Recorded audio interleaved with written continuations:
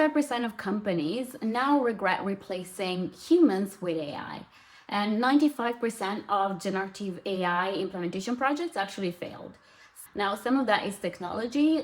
Language models hallucinate. The technology is not good enough, not reliable enough yet for critical work. Yes, of course. But some of the companies did succeed. And the difference wasn't in the tool they chose. It was what they chose to automate. So those companies that did succeed, they focused on one specific pain point, one clear process, and then they executed it very well. So what this tells us really is that even big companies with incredible resources struggle because they fundamentally misunderstand what automation actually is and how it should be implemented within a business. Now, it's really important to understand that automation amplifies whatever you already have. So if your system is broken, automation makes it broken faster. If your system is fragile, automation makes it fragile at scale.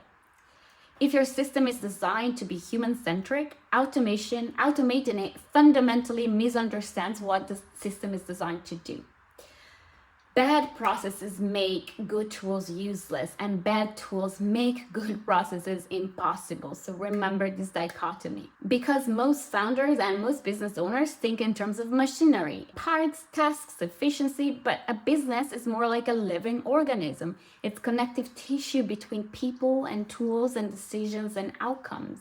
Now, automation only works when that tissue is healthy and when every part is understood in relation with all the others. So if you also want to automate or implement automations within your small business and actually have it work for you, you need to avoid making that same mistake. So let me ask you something. How did you build a process that you have, a core process that you have within your business? For example, how did you build your client onboarding system? Did you sit down, map out the ideal client journey, and then reverse engineer a system that minimizes friction and then maximizes clarity? Or did you just sort of started doing it? Client signs, you send them an email, they ask a question, you answer it, they need a form, you create it, they don't fill it out, you follow up manually, and then one day you think, okay, I'm going to automate this. So you build a Zapier workflow, maybe you bring in a CRM and maybe you set up some email templates.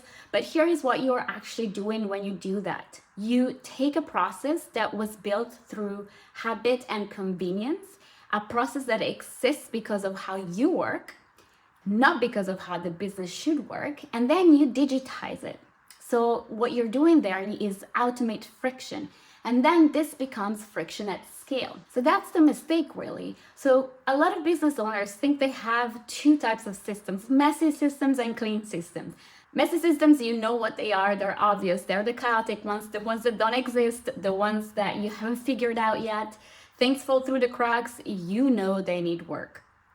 But clean system, they feel good, they're documented, they're somewhat automated, they run on Notion or on Airtable, and yet they're still bottlenecks.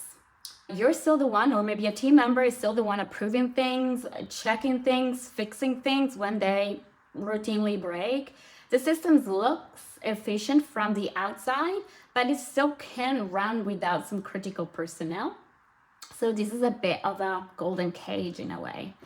And it's automation that makes your business look polished, professional, and scalable, but it still traps you inside of it or traps some key personnel inside of it. And that's because the system wasn't designed for scale. It was designed for you or around a key person. Every decision point in that system, it assumes you're there or they're there. Every approval workflow built around your judgment or their judgment. Every exception handled by your experience. You didn't build a business system, you built a digital assistant for yourself, essentially. And here is why this is so dangerous. You cannot see it. Because usually the system does work. Clients get onboarded, projects get delivered, invoices are sent. It just requires a lot of work to make it work. For example, you go from tracking projects in your head to having a dashboard, which is great. That's what you want, but you still have to update it manually. And no one remembers to do that. So now admit it, how many status and KPIs, fancy spreadsheets you spend hours designing, and then they've not been updated in months. How many?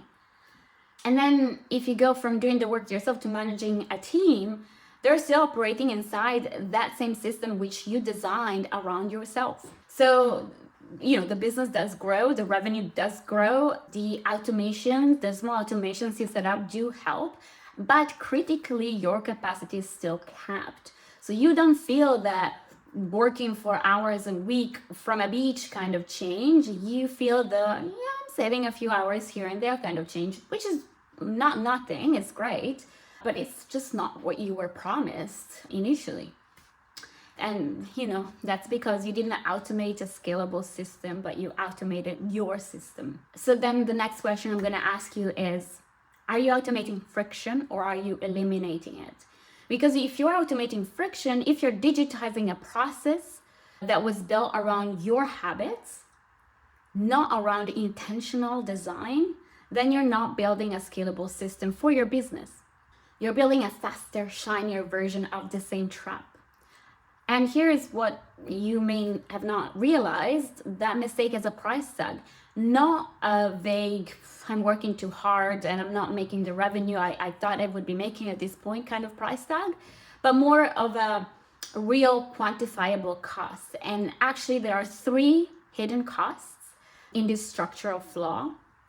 3 ways this mistake is quietly draining your business and stealing time and stealing profit and stealing growth. So in the next video, I'm going to break down exactly what these costs are. And I'm also going to show you how to calculate them for your own business. Because once you see the numbers, the actual numbers, once you see that and quantify that invisible revenue ceiling, that ceiling of what having bad systems is costing you, you cannot unsee it. So I hope to see you there.